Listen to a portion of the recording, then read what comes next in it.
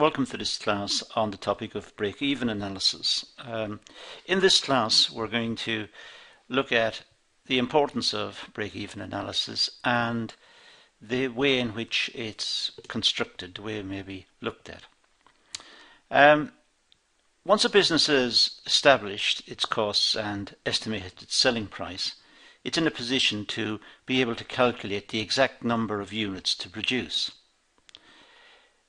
Now, this means that it must know what the selling price will be, and it must know its costs, and it must be able to break its costs into fixed and variable costs. Once it's done that, it's in a position to work out its break-even. Ideally, the organisation will plan to sell in excess of the volume that is calculated for break-even. Presumably businesses are not setting the target of breaking even. Presumably businesses set the target of generating profits, which is in excess of break even. There are two ways of calculating the break even. One is mathematical and the other is graphical. We can have briefly a look at both of these, but essentially we will rely on the graphical technique. So what we need here is we need the sales price, we need fixed costs, and we need to know what the variable costs are. Now there are problems about what's fixed and what's variable, and we'll have a look at these. One of the big accounting institutes, the Chartered Institute of Management Accountants, have the following definitions. Fixed costs are a cost a fixed cost is a cost which is incurred for an accounting period, and which within that certain output and turnover limits tends to be unaffected by fluctuations in the level of activity. Putting it simply, it's fixed. It's a fixed cost. It doesn't vary as the output varies. So that's the first type. The second type are variable costs. Now these are in direct proportion to the volume of output. These may include raw materials or labour that's incorporated in the product. The more you produce, the more workers you need. The more you produce, the more raw materials you require. So they are variable costs. And there's also one which is very popular in economics, but used in accountancy as well, called marginal costing. The accounting system in which variable costs are charged to unit costs and fixed costs of the period are written off in full against the aggregate contribution. So with marginal costing, you work out what the raw materials, the labour, the energy, all of the bills that go to make the product. You work out what the selling price is, and you try to sell as many as possible. And at the end of the period, you pay off your fixed costs and calculate your profit. So although the three of these sound somewhat complex, they're actually straightforward. Fixed costs are fixed. Variable costs are, you guessed it, they're variable. And marginal costs just means working out the costs of the product to make it.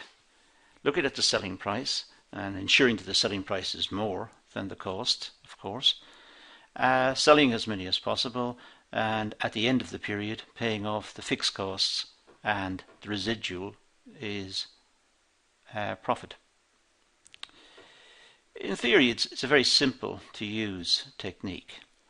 In practice there are problems, but it is fairly straightforward. The assumptions that are made often cause the problems. Let's have a look at these briefly. It's difficult to break all costs into either fixed or variable costs. That's it's almost an arbitrary definition, an arbitrary issue, but it is difficult. Some items are fixed, some costs are fixed for a certain period, and then they just change. For example, the cost of electricity, it's fixed for a certain period, or the fixed proportion of the bill is fixed for a certain period, and then the electric company increases the charge. So it's a fixed increase. To have the electric supply, you have to pay more.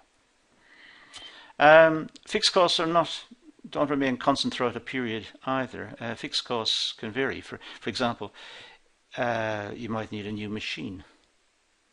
Well, the machine, once you've got it, is fixed. You use it over the period. But to get a new machine, that's not fixed. It's suddenly a jump in the costs. And the fixed costs don't really bear any relationship to the units produced or the services provided. They're fixed costs. They're there because they're necessary, but they don't really relate to the product. The premises do not relate to the product in any one-to-one fashion. Variable costs may not in fact vary directly with the output as well.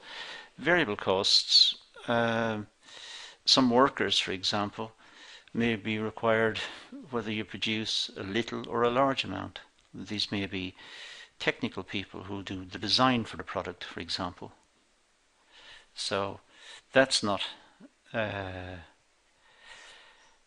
variable costs are not necessarily variable in all senses of the word. And the variable costs, of course, may depend on the level of the output. The more that's produced, the greater the variable cost. Some costs are semi-variable. They contain elements of both fixed and variable. For example, a telephone bill. You've got to pay for the telephone line, that's fixed. But then the more you use the phone, that's variable. The same for electricity. You have to pay for the provision of the electricity to the building, that's fixed. But then the more you use it, that's variable. Let's look ahead graphically. I think it'll get a bit clearer. So there's a fixed cost. I'll put the cursor on the screen. There you go. That is fixed. As the volume of output increases along here, the fixed costs remain the same. Variable costs, well, the more you produce, the more costly it is. So you have the fixed cost to pay, but now you've got the variable on top of this. So you've got to pay for the raw materials, the labour, all of the items involved in producing and selling the good. And of course you've got the sales. If you don't sell anything, there's no sales revenue. If you sell a lot, there'll be a lot of sales revenue. So the gradient of that line is actually the price, but that's what that curve looks like. If we go back to the previous one for a second, if we take this one here and just expand it, we will get this one here. Right, this is our break-even chart, and this is the one you'll see in most textbooks. So we have our fixed costs, which are there, are fixed, irrespective of the volume of output, the costs are the same. We have our variable costs. At this volume of output, that's the variable cost. If we had less output, the variable cost would be less raw materials used, less energy, less machine time, and so on.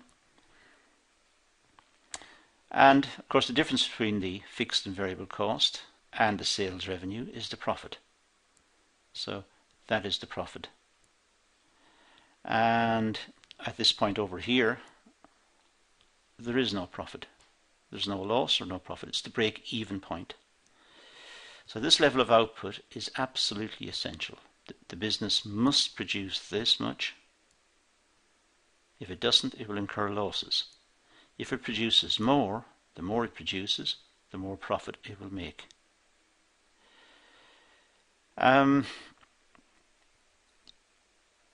So we have fixed costs plus variable costs equals revenue. fixed costs plus variable costs equals price times quantity. That's the sales revenue. That's an overview of break-even analysis. That's the essential chart that you need. That's the essential graph, and you need to know how to be able to reproduce that. The distinction between fixed and variable costs are important. You should realize that even though something is said to be fixed, down the line it could be variable. For example, machinery are fixed, a fixed cost, but you might need a new machinery at some stage, a new piece of machinery. So the line, if this was our fixed cost for machinery, down here with a new machine, it'll jump upwards. So the line will go up and across. So what's fixed? Maybe there may be an element of variability in it. And likewise with the variable costs, you have some items which are semi-fixed, like the telephone bill, for example, or the electric bill. Okay, that's the overview of break-even analysis. Remember the chart that's on the screen at the moment, and thank you for watching.